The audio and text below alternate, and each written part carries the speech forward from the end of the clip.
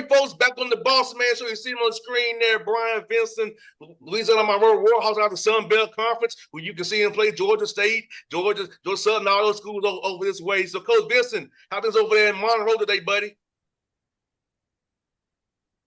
Going good, man. Just finished up a day's work, in the morning with the kids with workouts, weights, and nutrition and the things that we try to do to recover their midweek. So we've had a good day, man. We've had a good June. We're trying to judge it to be a better team by the end of June. Like, how good can this team be by the end of June? Right before we give them a break there for the 4th of July. No doubt, Coach. Let's get Coach. How cool is it to have your guys on campus, kind of build that camaraderie now before fall camp starts? Kind of, you said, get them used to recovery, how you all watch film, how you practice, how you go about the day, get them structure in that routine of doing come fall camp time. This is how it's going to be for us to be successful and get to a bowl game again and get to Monroe where we want to be at. Yeah, I think the biggest key is being consistent. I think that, to become in this sport and in this business, there's, and especially in the Sun Belt is a great league. And, we've just got to continue to build. We love where we're at, where we're going. We're going into year two. Year one is always the toughest. And I feel like you can make your biggest strides between year one and year two because you've had your speed program. There's familiarity. You've got consistency in it, in your weight program, in your terminology, really in just your standards and what you believe in. And I think this team has taken a big step. I'm excited. I think we've had everybody feels good about their off season, and I'm very critical, of our off season and very real and on where we're at. And I'd like it, this. We won championship in 18. We won the West in 19. Got beat in the championship and won the West and won it all in 20. And I think that this football team, in particularly, reminds me a lot of the 20 team. No doubt, Coach. I'll ask this, Coach, for you. What do you look for in a young man's spirit when you recruit him to want to bring him to be a part of your program? What are the key pillars that you want a young man to have to be a part of your program to really keep the culture you want set going forward with the guys you're bringing in? I think the key is something that I use with our staff and with our team a lot is the right kind of kid. And so what do we mean by the right kind of kid? And it's the kid that fits this culture, the kid that fits this community, that fits this mission, this purpose of turning around, a program that's been down for a long time and restoring it and getting it back to its winning championship ways. And that's something that the right kind of kid he thrives. He wants that underdog role. He wants something to prove. So I look for kids that number one, they got to have unbelievable effort because effort's too easy. Effort's too easy to control, but it's their effort, it's their mentality, it's their toughness. Were they a captain?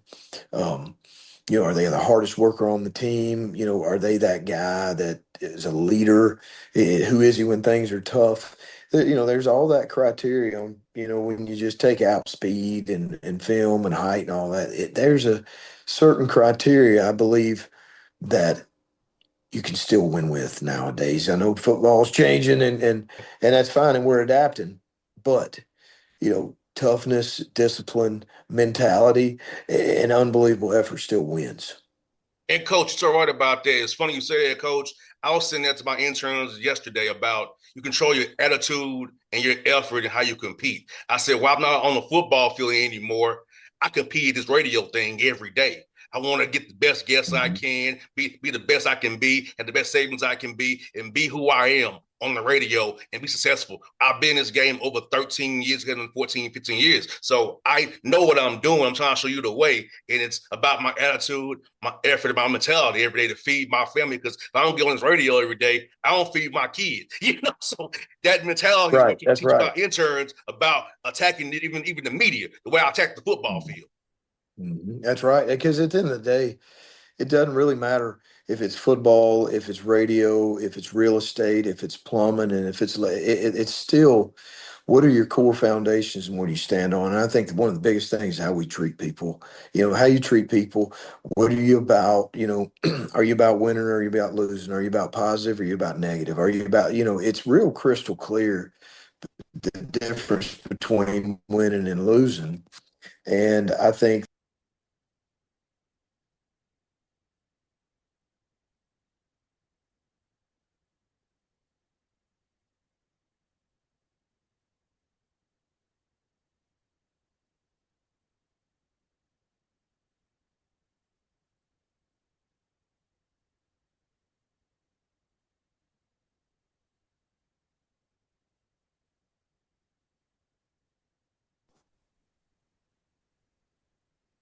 I apologize. I don't know what happened. Oh, you good, coach. It's live. It's race radio. It's all good. Keep on going, coach. It's all good, buddy.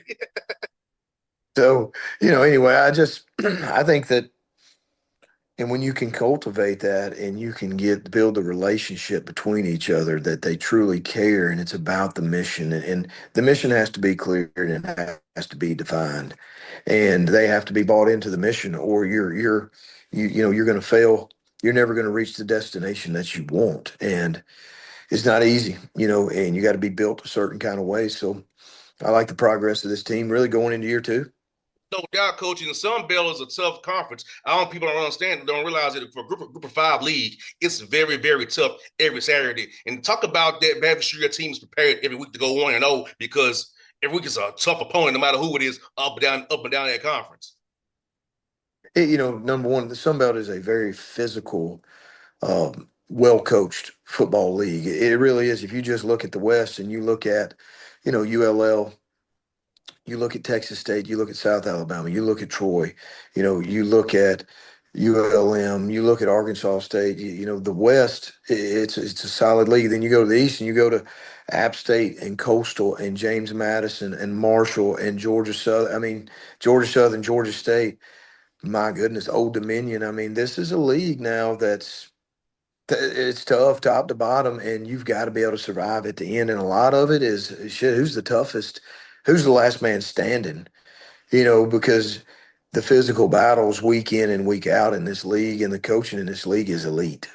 No doubt, coach. That's why this time of year is even more important because you play some behemoths in your conference. So that weight room, that recovery, that nutrition, all that matters because you gotta have guys on the field to fight these tough battles every Saturday from August to November to December, hopefully.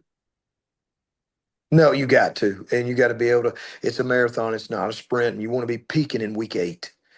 Week eight, I've been a part of three West championships, two conference championships in college, and a state championship in high school. And it's all the same. You want to be peaking around November because that's when those games come down. A lot of people are in the race early, but who's in that race there towards the end? And if you can just continue to be hard on yourself and embrace the process of growing and developing, getting better, growing and developing, but and staying on the standards of discipline and toughness, then you got a chance to peak week 8 and 9, and that's the whole key when you start hitting. If you can hit that stride, and those were the keys, to winning those championships. And coach Vincent, you have a great non-conference schedule to challenge your team. Alabama, UTEP, my man Scotty in Northwest, and talk about challenging your team in the non-cons to really get them ready for that tough Sun Belt marathon. You go back to last year, our first year, and we had the number one toughest group of five schedule, that ESPN came out with. We had Jackson State, who went 11-2. We had UAB. Um, we had Auburn, and we had Texas. So those were our, okay, so it was tough. Now this year we got, the St. Francis, we got UTEP, we've got, Alabama, we've got to go to Tuscaloosa primetime Saturday night on the SEC network. And we got to go to Northwestern, another, Big 12 team that those guys they're, they're big, they're good, they're fast. That's a great league up there. So at the end of the day, you just want to build your roster and build your team to get in that fire and be to focus in the fire and be steady in that storm from the beginning to the end. And Coach Vince, I'm gonna ask this, man, for you, when did you decide you want to get into coaching? Like, what kind of trigger you say, hey, coaching is my future. I want to give back and forth to young men. Probably my junior year in high school. My high school coach had such an impact on my life and my mentality and really my direction of where I was going. Sam Royce, he was my high school coach, and I knew my junior year in high school that I wanted to be a football coach, really because of his influence and his power of influence over me. And that's what it was. I started as a student assistant. I guess I was just turned 20 years old under Bobby Johns at West Alabama. And my defensive coordinator, Ernest Seal, we went to college together and started coaching together. And started as a high school coach, position coordinator, head coach, won a lot of games. Position coach in college, OC, assistant head coach, and now just continue this journey and embracing the opportunity and the honor of being the head football coach here at ULM and building a program and doing things that have never been done. No doubt. And you have another, I mean, you have a great thing there in Monroe. And talk about this, coach. You got you up the road from Grambling. You got La Tech, Shreveport up the road. Talk about it's just the good, great football you have up there in North Louisiana with those four-story programs up there. Man, the Northeast Louisiana is loaded, just with talent, with coaches. There's a lot of pride and there's a lot of passion. I know Mickey, Coach Joseph Will at Grambling, and man, the energy and passion that he brings. And then La Tech, 20 minutes down the road in Ruston, there's such a rivalry historically between La Tech and ULM, and that's a game that we need to get back on. In my opinion, we need to get back on the schedule. We need to play those guys. It's time to make that happen, regardless of conference, no conference. Who cares? Let's tee it up because at the end of the day, it would bring so much energy and positivity, to both programs, and we're too close not to play.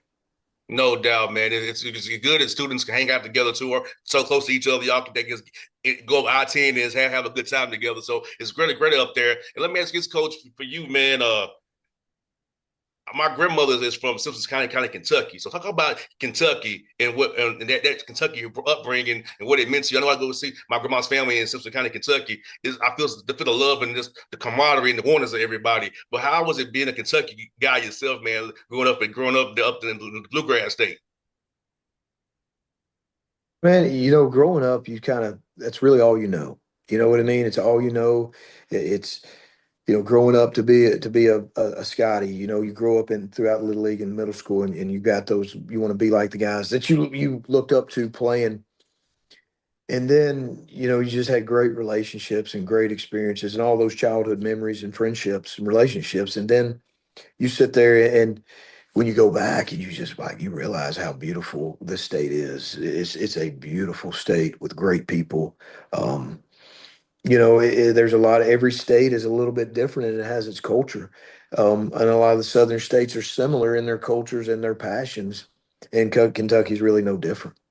No doubt. Well, Coach Vincent, I'll tell you what, man, it's good to have you on the show, man. We'll do this again really soon, and I'll be cheering for you, and I hope to get a great year and a great bowl. We're talking again in December, man, after you have a great year. Let's do it. Let's do it. We'll make it a deal. I appreciate you, boss man. I really do. Thanks, Coach. Be safe, man.